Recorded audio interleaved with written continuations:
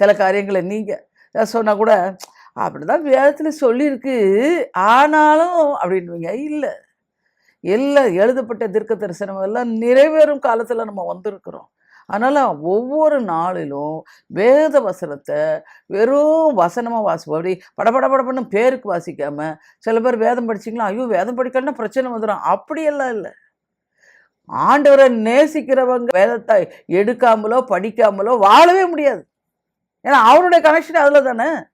அழகாக நம்மளோட பேசுவார்.